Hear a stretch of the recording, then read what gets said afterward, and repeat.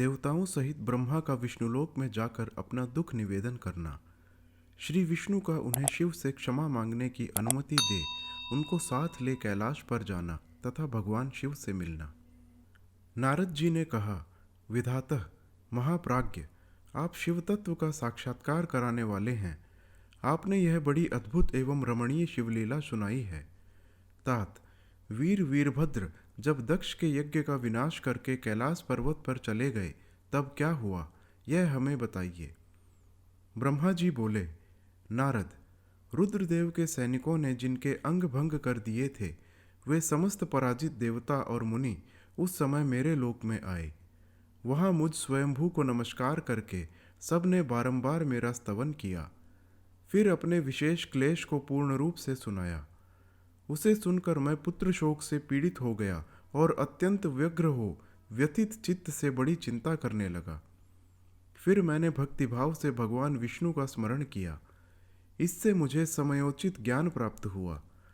तदनंतर देवताओं और मुनियों के साथ मैं विष्णुलोक में गया और वहाँ भगवान विष्णु को नमस्कार एवं नाना प्रकार के स्तोत्रों द्वारा उनकी स्तुति करके उनसे अपना दुख निवेदन किया।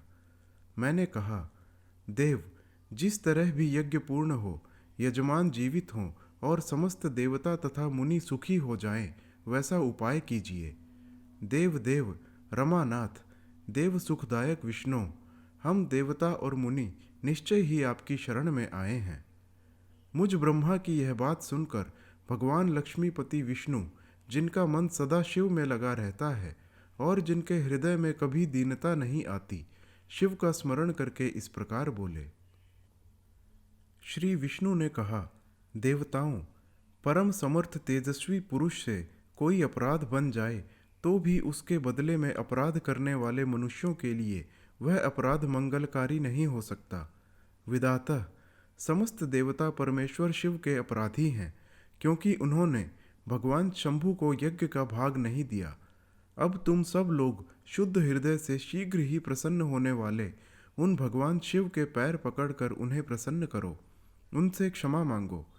जिन भगवान के कुपित होने पर यह सारा जगत नष्ट हो जाता है तथा जिनके शासन से लोकपालों सहित यज्ञ का जीवन शीघ्र ही समाप्त हो जाता है, वे भगवान महादेव इस समय अपनी प्राणवल्लभा सती से बिछुड़ गए हैं तथा अत्यंत दुरात्मा दक्ष ने अपने दुर्वचन रूपी बाणों से उनके हृदय को पहले से ही घायल कर दिया है।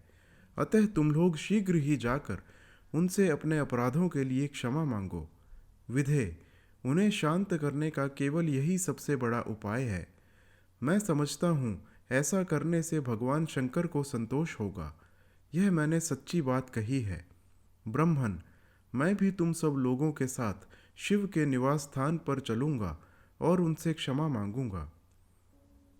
देवता आदि सहित मुझ ब्रह्मा को इस प्रकार आदेश देकर श्री हरि ने देवगणों के साथ कैलाश पर्वत पर जाने का विचार किया।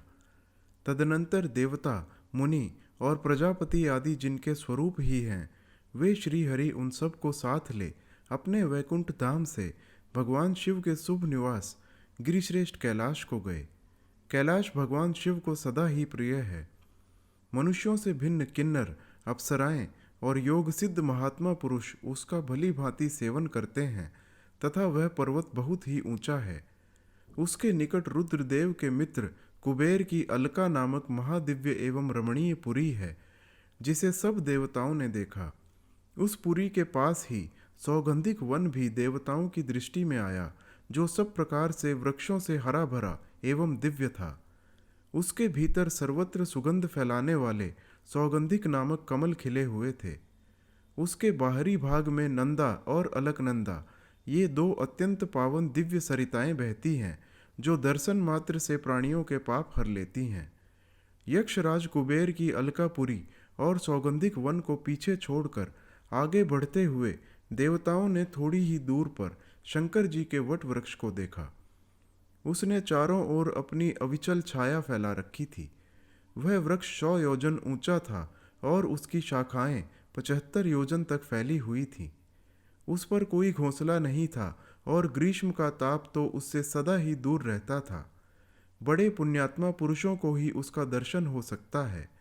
वह परम रमणीय और अत्यंत पावन है। वह दिव्य वृक्ष भगवान शंभु का योगस्थल है, योगियों के द्वारा सेव्य और परम उत्तम है। मुमुक्षुओं के आश्रयभूत उस महायोगमय वट वृक्ष के नीचे विष्णु आदि सब देवताओं ने भगवान शंकर को विराजमान देखा।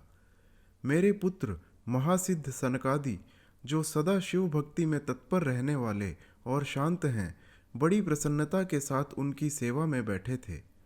भगवान शिव का श्री विग्रह परम शांत दिखाई देता था। उनके सखा कुबेर, जो गुह्यकों और राक्षसों के स्वामी हैं, अपने सेवक गणों तथा कुटुंबी जनों के साथ सदा विशेष रूप से उनकी सेवा किया करते हैं। वे परमेश्वर शिव उस समय तपस्वी जनों को परम प्रिय लगने वाला सुंदर रूप धारण किए बैठे थे। भस्म आदि से उनके अंगों की बड़ी शोभा हो रही थी। भगवान शिव अपने वत्सल स्वभाव के कारण सारे संसार के सुहृद हैं। नारद, उस दिन वे एक कुशासन पर बैठे थे और सब संतों के सुनते हुए तुम्हारे प्रश्न करने पर तुम्हें उत्तम ज्ञान का उपदेश दे रहे थे। वे बायां चरण अपनी दाईं जंघा पर और बायां हाथ बाएं घुटने पर रखे कलाई में रुद्राक्ष की माला डाले सुंदर तर्क मुद्रा से विराजमान थे। इस रूप में भगवान शिव का दर्शन करके उस समय विष्णु आदि सब देवताओं ने दोनों हाथ जोड़ मस्तक झुकाकर तुरंत उनके चरणों में प्रणाम किया।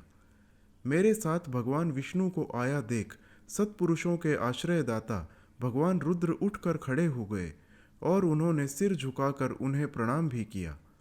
फिर विष्णु आदि सब देवताओं ने जब भगवान शिव को प्रणाम कर लिया, तब उन्होंने मुझे नमस्कार किया, ठीक उसी तरह जैसे लोगों को उत्तम गति प्रदान करने वाले भगवान विष्णु प्रजापति कश्यप को प्रणाम करते हैं। तत्पश्चात देवताओं, सिद्धों, गणाधीशों और महर्षियों से नमस्कृत एवं स्वयं भी नमस्कार करने वाले भगवान शिव से श्री हरि ने आदर पूर्वक वार्तालाप आरंभ किया। देवताओं द्वारा भगवान शिव की स्तुति। भगवान शिव का देवता आदि के अंगों के ठीक होने और दक्ष के जीवित होने का वरदान देना। श्री हरि आदि के साथ यज्ञ मंडप में पधार कर शिव का दक्ष को जीवित करना तथा दक्ष और विष्णु आदि के द्वारा उनकी स्तुति। देवताओं ने भगवान शिव जी की अत्यंत विनय के साथ स्तुति करते हुए अंत में कहा, आप पर, परमेश्वर, परात्पर तथा परात्पर तर हैं। आप सर्वव्यापी विश्व मूर्ति महेश्वर को नमस्कार है। आप विष्णु कलत्र, विष्णु क्षेत्र, भानु, भैरव, शरणागत वत्सल, त्र्यंबक तथा विहरणशील हैं। आप मृत्युंजय हैं। शोक भी आपका ही रूप है। आप त्रिगुण एवं गुणात्मा हैं। चंद्रमा, सूर्य और अग्नि आपके नेत्र हैं। आप सबके कारण तथा धर्म मर्यादा स्वरूप हैं। आपको नमस्कार है। आपने अपने ही तेज से संपूर्ण जगत को व्याप्त कर रखा है। आप निर्विकार, प्रकाशपूर्ण, चिदानंद स्वरूप परब्रह्म परमात्मा हैं। महेश्वर, ब्रह्मा, विष्णु, इंद्र और चंद्र आदि समस्त देवता तथा मुनि आपसे ही उत्पन्न हुए हैं। चूंकि आप अपने शरीर को 8 भागों में विभक्त करके समस्त संसार का पोषण करते हैं, इसीलिए अष्टमूर्ति कहलाते हैं। आप ही सबके आदि कारण करुणामय ईश्वर हैं। आपके भय से वह वायु चलती है। आपके भय से अग्नि जलाने का काम करती है। आपके भय से सूर्य तपता है और आपके ही भय से मृत्यु सब ओर दौड़ती फिरती है। दया सिंधु, महेशान, परमेश्वर, प्रसन्न होइए। हम नष्ट और अचेत हो रहे हैं, अतः सदा ही हमारी रक्षा कीजिए, रक्षा कीजिए। नाथ, करुणानिधे, शंभो, आपने अब तक नाना प्रकार की आपत्तियों से जिस तरह हमें सदा सुरक्षित रखा है, उसी तरह आज भी आप हमारी रक्षा कीजिए। नाथ, दुर्गेश, आप शीघ्र कृपा करके इस अपूर्ण यज्ञ का और प्रजापति दक्ष का भी उद्धार कीजिए। भग को अपनी आंखें मिल जाएं, यजमान दक्ष जीवित हो जाएं, पूषा के दांत जम जाएं और भृगु की दाढ़ी मूछ पहले जैसी हो जाए। शंकर, आयुधों और पत्थरों की वर्षा से जिनके अंग भंग हो गए हैं, उन देवता आदि पर आप सर्वथा अनुग्रह कीजिए। नाथ, यज्ञ कर्म पूर्ण होने पर जो कुछ शेष रहे, वह सब आपका पूरा पूरा भाग हो। रुद्रदेव, आपके भाग से ही यज्ञ पूर्ण हो, अन्यथा नहीं। ऐसा कहकर मुझ ब्रह्मा के साथ सभी देवता अपराध क्षमा कराने के लिए उद्यत हो हाथ जोड़ भूमि पर दंड के समान पड़ गए। ब्रह्मा जी कहते हैं, नारद, मुझ ब्रह्मा, लोकपाल, प्रजापति तथा मुनियों सहित श्रीपति विष्णु के अनुनय विनय करने पर परमेश्वर शिव प्रसन्न हो गए। देवताओं को आश्वासन दे हंसकर उन पर परम अनुग्रह करते हुए करुणा निधान परमेश्वर शिव ने कहा। श्री महादेव जी बोले, सुरश्रेष्ठ ब्रह्मा और विष्णुदेव, आप दोनों सावधान होकर मेरी बात सुने। मैं सच्ची बात कहता हूँ। तात, आप दोनों की सभी बातों को मैंने सदा माना है। दक्ष के यज्ञ का यह विध्वंस मैंने नहीं किया है। दक्ष स्वयं ही दूसरे से द्वेष करते हैं। दूसरों के प्रति जैसा बर्ताव किया जाएगा वह अपने लिए ही फलित होगा। अतः ऐसा कर्म कभी नहीं करना चाहिए जो दूसरों को कष्ट देने वाला हो। दक्ष का मस्तक जल गया है, इसीलिए इनके सिर के स्थान में बकरे का सिर जोड़ दिया जाए। भग देवता मित्र की आंख से अपने यज्ञ भाग को देखें। तात, पूषा नामक देवता जिनके दांत टूट गए हैं, यजमान के दांतों से भली भांति पिसे गए यज्ञान्न का भक्षण करें। यह मैंने सच्ची बात बताई है। मेरा विरोध करने वाले भृगु की दाढ़ी के स्थान में बकरे की दाढ़ी लगा दी जाए। शेष सभी देवताओं के जिन्होंने मुझे यज्ञ भाग के रूप में यज्ञ की अवशिष्ट वस्तुएं दी हैं, सारे अंग पहले की भांति ठीक हो जाएं। अध्वर्यु आदि यज्ञिकाओं में से जिनकी भुजाएं टूट गई हैं, वे अश्विनी कुमारों की भुजाओं से, और जिनके हाथ नष्ट हो गए हैं वे पूषा के हाथों से अपने काम चलाएं। यह मैंने आप लोगों को प्रेमवश कहा है। ब्रह्मा जी कहते हैं, नारद, ऐसा कहकर वेद का अनुसरण करने वाले सुर सम्राट चराचर पति दयालु परमेश्वर महादेव जी चुप हो गए। भगवान शंकर का वह भाषण सुनकर श्री विष्णु और ब्रह्मा सहित संपूर्ण देवता संतुष्ट हो उन्हें तत्काल साधुवाद देने लगे। तदनंतर भगवान शंभु को आमंत्रित करके मुझ ब्रह्मा और देवर्षियों के साथ श्री विष्णु अत्यंत हर्षपूर्वक पुनः दक्ष की यज्ञशाला की ओर चले। इस प्रकार उनकी प्रार्थना से भगवान शंभु विष्णु आदि सब देवताओं के साथ कनखल में स्थित प्रजापति दक्ष की यज्ञशाला में पधारे। उस समय रुद्रदेव ने वहां यज्ञ का और विशेषतः देवताओं और ऋषियों का जो वीरभद्र के द्वारा विध्वंस किया गया था उसे देखा। स्वाहा, स्वधा, पूषा, तुष्टि, धृति, सरस्वती, अन्य समस्त ऋषि, पितर, अग्नि तथा अन्यान्य बहुत से यक्ष, गंधर्व और राक्षस वहां पड़े थे। उनमें से कुछ लोगों के अंग तोड़ डाले गए थे, कुछ लोगों के बाल नोच लिए गए थे और कितने ही उस समरांगण में अपने प्राणों से हाथ धो बैठे थे। उस यज्ञ की वैसी दुरवस्था देखकर भगवान शंकर ने अपने गणनायक महापराक्रमी वीरभद्र को बुलाकर हंसते हुए कहा, महाबाहु वीरभद्र, यह तुमने कैसा काम किया। तात, तुमने थोड़ी ही देर में देवता तथा ऋषि आदि को बड़ा भारी दंड दे दिया। वत्स, जिसने ऐसा द्रोहपूर्ण कार्य किया, इस विलक्षण यज्ञ का आयोजन किया और जिसे ऐसा फल मिला, उस दक्ष को तुम शीघ्र यहाँ ले आओ। भगवान शंकर के ऐसा कहने पर वीरभद्र ने बड़ी उतावली के साथ दक्ष का धड़ लाकर उनके सामने डाल दिया। दक्ष के उस शव को सिर से रहित देखकर लोक कल्याणकारी भगवान शंकर ने आगे खड़े हुए वीरभद्र से हंसकर पूछा, दक्ष का सिर कहाँ है। तब प्रभावशाली वीरभद्र ने कहा, प्रभो शंकर, मैंने तो उसी समय दक्ष के सिर को आग में होम कर दिया था। वीरभद्र की यह बात सुनकर भगवान शंकर ने देवताओं को प्रसन्नतापूर्वक वैसी ही आज्ञा दी जो पहले दे रखी थी।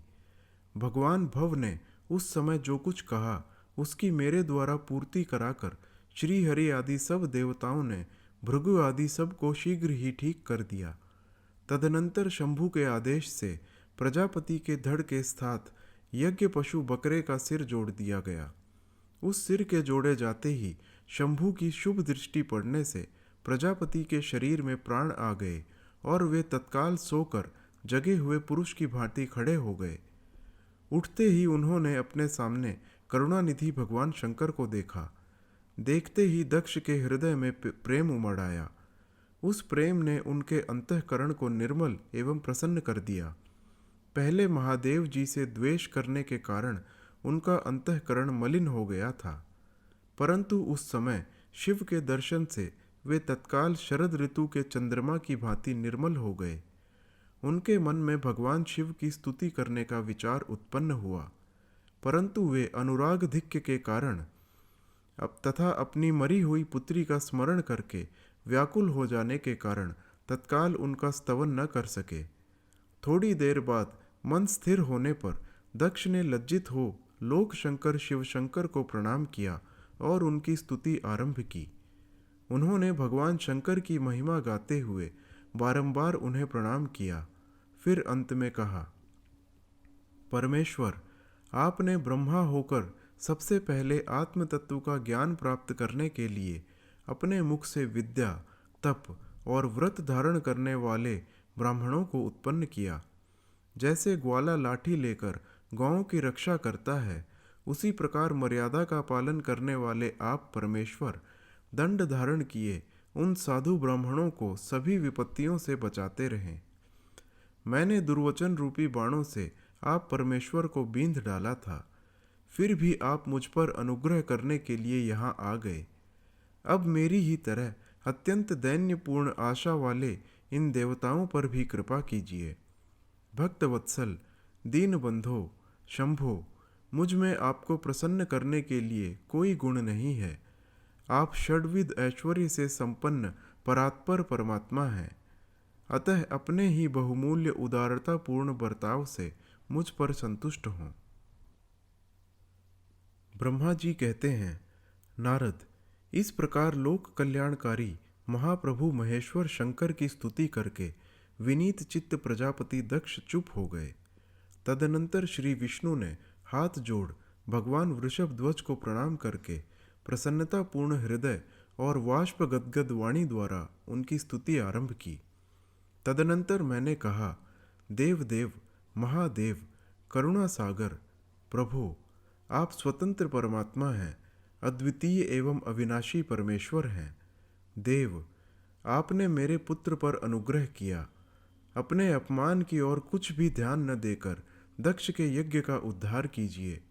देवेश्वर, आप प्रसन्न होइए और समस्त शापों को दूर कर दीजिए। आप सज्ञान हैं, अतः आप ही मुझे कर्तव्य की ओर प्रेरित करने वाले हैं और आप ही अकर्तव्य से रोकने वाले हैं। महामुने, इस प्रकार परम परमेश्वर की स्तुति करके मैं दोनों हाथ जोड़कर मस्तक झुकाकर खड़ा हो गया। तब सुंदर विचार रखने वाले इंद्र आदि देवता और लोकपाल शंकर देव की स्तुति करने लगे। उस समय भगवान शिव का मुखारविंद प्रसन्नता से खिल उठा था। इसके बाद प्रसन्न चित्त हुए समस्त देवताओं, दूसरे दूसरे सिद्धों, ऋषियों और प्रजापतियों ने भी शंकर जी का सहर्ष स्तवन किया। इसके अतिरिक्त उपदेवों, नागों, सदस्यों तथा ब्राह्मणों ने पृथक पृथक प्रणाम पूर्वक बड़े भक्तिभाव से उनकी स्तुति की। ब्रह्मा जी कहते हैं, नारद, इस प्रकार श्री विष्णु के, मेरे, देवताओं और ऋषियों के तथा अन्य लोगों के स्तुति करने पर महादेव जी बड़े प्रसन्न हुए।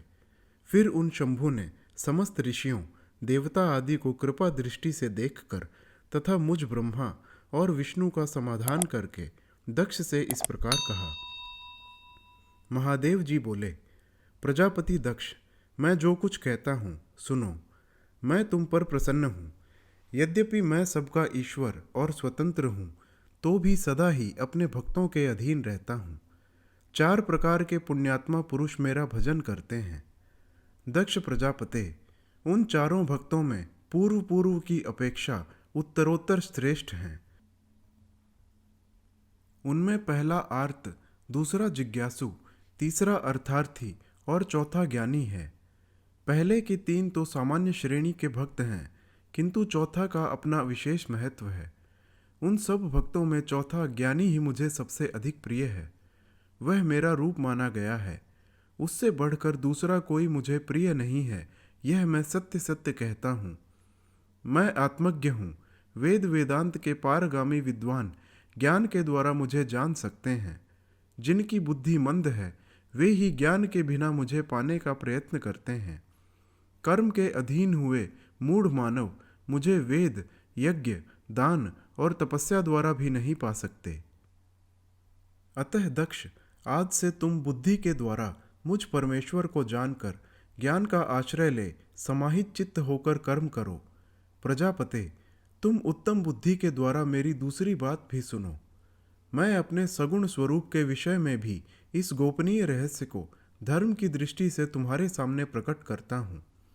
जगत का परम कारण रूप मैं ही ब्रह्मा और विष्णु हूँ। मैं सबका आत्मा, ईश्वर और साक्षी हूँ। स्वयं प्रकाश तथा निर्विशेष हूँ।